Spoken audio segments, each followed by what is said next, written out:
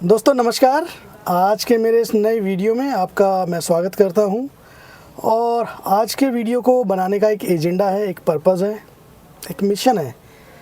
Basically मेरे पे आज एक कॉल आया और वो किसी रियल एस्टेट ब्रोकर फर्म से था। और वो मुझे कहते हैं कि एक हमारे पास कमर्शियल प्रोजेक्ट है जिस पे डेवलपर ने फला स्कीम निकाली हुई है। तो पहली बात तो जिस स्कीम की वो बात कर रहे थे वो मुझे ग्राउंड की जो रियलिटी होती है वो लगी नहीं। जिसे कहते हैं ना कि बेचने के लिए कुछ भी कर लेना, मतलब लालच देना, या हिंदी में कहूँ तो कोई जाल बिछाना, ट्रैपिंग जिसे बोलते हैं।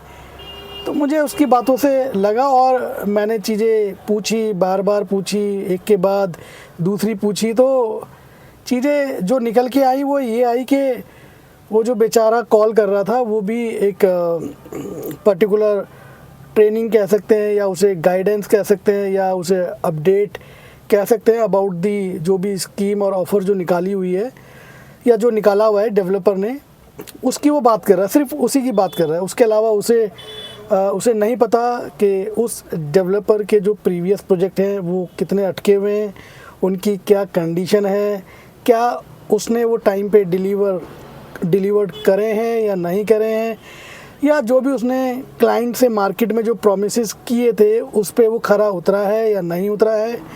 जैसे कि हम बात करें एक AR होता है, assured return before possession, right. तो उसकी उस बेचारा ही बोलूँगा मैं, उसे रियलिटी का कोई भी एक्सपीरियंस, नॉलेज और इन्फॉर्मेशन नहीं थी। तो ऐसा अमूमन कॉल्स और ये सब चीज़ें आती रहती हैं, आपके पास भी आती होंगी। मैं जो इस वीडियो के माध्यम से जो मैसेज शेयर करने की कोशिश कर रहा हूँ वो ये कर रहा हूँ कि एक तो मूलभूत बात ये है कि जो व्यक्ति काम कर रहा है वो सिर्फ काम कर रहा है या एक पर्पस से काम कर रहा है। मतलब उसे 6 महीने के बाद, 1 साल के बाद, 2 साल के बाद अपने आप को कहाँ देखना है, उसकी रियलिटी को ना जानते हुए सिर्फ आज के लिए काम कर रहा है। और अगर आज के लिए काम कर रहा है तो जाहिर सी बात है उसे कुछ भी समझा देना और कुछ भी उसको ज्ञान दे देना, तो वो भी कुछ भी ज्ञान ले लेगा, कुछ भी चीज़ें समझ लेगा। वो एक ग्राउंड की रियलिटी पे या प्रीवियस जो भी डेवलपर की हिस्ट्री है उस पर कोई भी रिसर्च नहीं करेगा, कोई भी कैलकुलेशन नहीं करेगा। और मार्केट में एक कहते हैं कि जैसे एलियन होता है ना वैसे आके कॉल करने लग जाते हैं, ब्रीफिंग करने लग जाते हैं, जो कि मुझे सही प्रैक्टिस नहीं लगती, क्योंकि वो कहीं ना कहीं अपना भी टाइम ख़राब कर रहा है और एक जो वैल्यूएबल इन्वेस्टर है उसका भी टाइम ख़राब कर रहा है।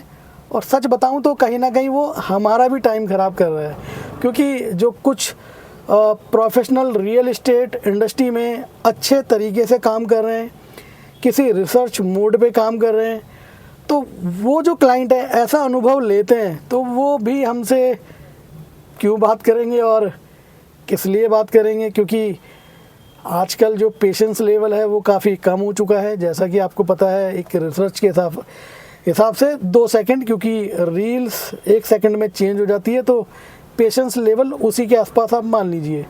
तो कहीं ना कहीं एक property investors, real estate buyer भी ये सोचता है कि ये भी उसी की तरह होगा, जी हाँ, उसी एलियन की तरह होगा और मेरा टाइम ख़राब करेगा। तो जाहिर सी बात है वो उसी माइंडसेट से, उसी थॉट प्रोसेस से बाकी लोगों को भी समझने लगता है। अब मैं दूसरे एंगल पे आता हूँ। दूसरा एंगल इस वीडियो के माध्यम से जो मैं बताने की कोशिश कर रहा हूँ वो ये है कि ऐसा क्यों है कि एक मार्केट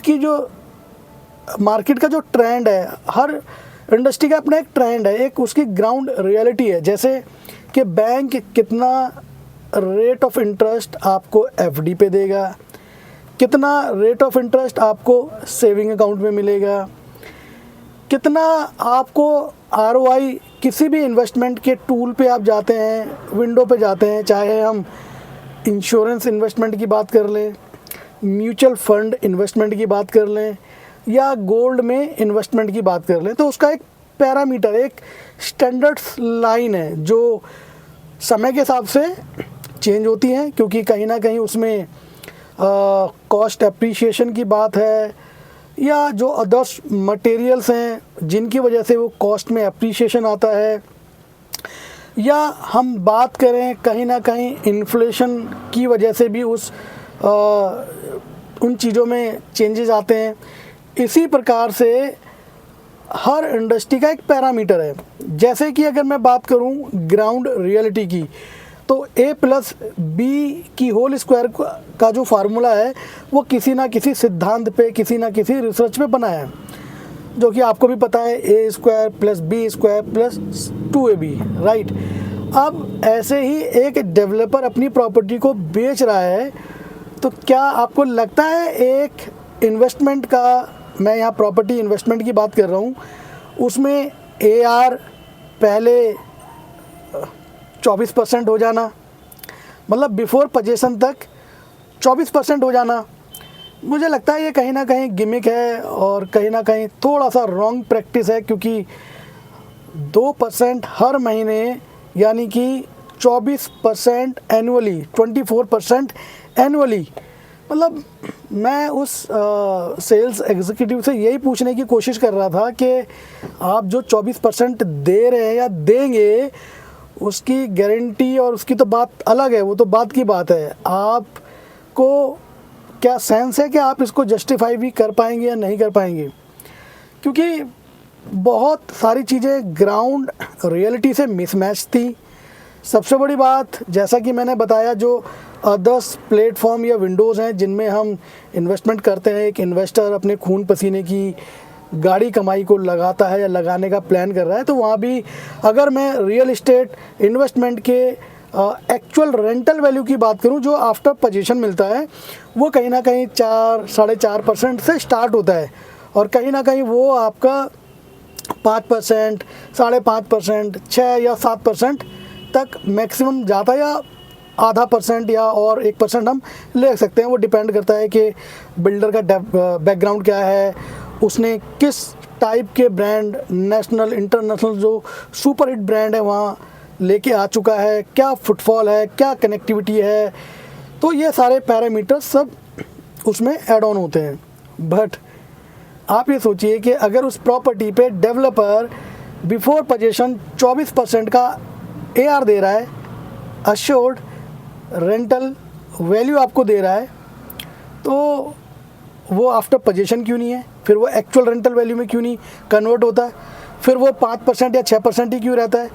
तो जो चीज़ बनने से पहले 24% आ सकती है, तो जाहिर सी बात है बनने के बाद तो उसे ज़्यादा होना चाहिए, अरे 24 ही होना चाहिए। तो उस पर एक्चुअल में जो डेवलपर है वो पर स्क्वायर फीट के हिसाब से, अगर मैं दिल्ली NCR की बात करूं, तो 100 रुपये से लेके 120 रुपये या 140 रुपये तक एक एवरेज जाती है। मैं कमर्शियल लॉकेबल शॉप की बात कर रहा हूँ, या अनलॉकेबल शॉप की बात कर रहा हूँ जो किसी बड़े ब्रांड के साथ जाएगी।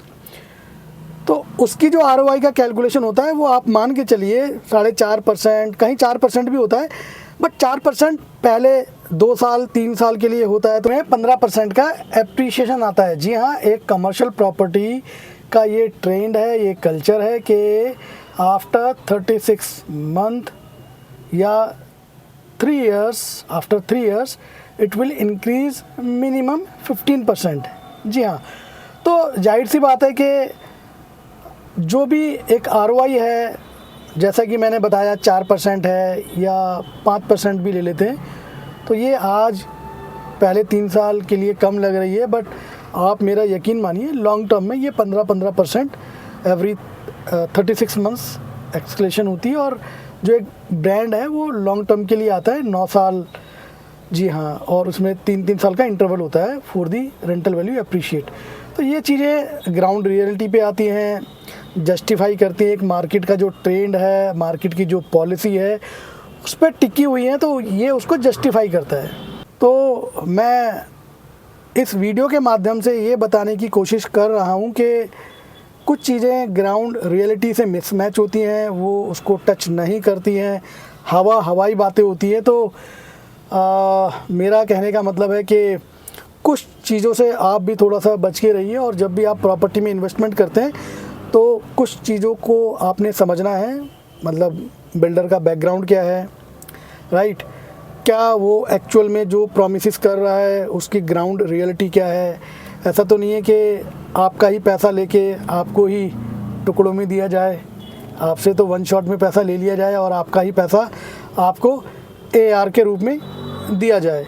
जबकि एज़ पर रेरा एक्ट जो AR है वो थोड़ा सा एक काइंड ऑफ कह सकते हैं इलीगल टर्म है, क्योंकि रेरा की गाइडलाइन के अकॉर्डिंग आप AR नहीं दे सकते, तो वो आफ्टर पोजीशन ही आपका एक्चुअल रेंट हो सकता है। अश्योर्ड रिटर्न की कोई ऐसी कहानी है नहीं, उसमें बहुत चीज़ें टेक्निकल वे में चली जाएंगी कि एक डेवलपर बैंक से कितना पैसा कितने ROI पे लेगा, तो उसकी वजह से वो मार्केट से वो पैसा उठा लेता है जिसमें उसे 6-7% का भी रेट ऑफ इंटरेस्ट कम देना पड़े। तो यहाँ पे जो ROI का जो टर्मिनोलॉजी है वो रिटर्न ऑन इन्वेस्टमेंट है, या रिटर्न ऑफ इन्वेस्टमेंट भी है, और कहीं ना कहीं आपका जो एक रेट ऑफ इंटरेस्ट से भी हम इसको कैलकुलेट कर रहे हैं। मैं इस वीडियो के माध्यम से आपको बताना चाह रहा हूँ। तो कहीं पे जहाँ मैंने ROI का यूज़ करा है उसका मतलब रिटर्न ऑन इन्वेस्टमेंट है, रिटर्न ऑफ इन्वेस्टमेंट है, और कहीं ना कहीं वो रेट ऑफ इंटरेस्ट भी है जो मैं AR से कैलकुलेट करना चाह रहा हूँ। मुझे पता है आप बहुत समझदार हैं, सारे ऑडियंस जो भी इस वीडियो को देख रहे हैं सब समझ में आ गया होगा, समझ गए होंगे। फिर भी कोई क्वेरी है, कोई आपकी दुविधा है, कोई भी आपके प्रश्न है, तो प्लीज़ मुझे स्क्रीन के नीचे दिए हुए नंबर से आप संपर्क कर सकते हैं। उसमें ऑफिशियल टाइम मेंशन होगा, अदरवाइज़ मैं बता देता हूँ, after 10 AM to maximum 7 PM, right. तो मैं ऐसी वीडियो आपके लिए लाता रहूँगा। अगर आपके कुछ सुझाव हैं तो प्लीज़ मुझे इस वीडियो के माध्यम से ज़रूर बताएं, और बहुत जल्दी मिलते हैं अगली वीडियो में एक अच्छे नए टॉपिक के साथ। तब तक आप अपना ध्यान रखिए, ख्याल रखिए और मुस्कुराते रहिए। जय हिंद।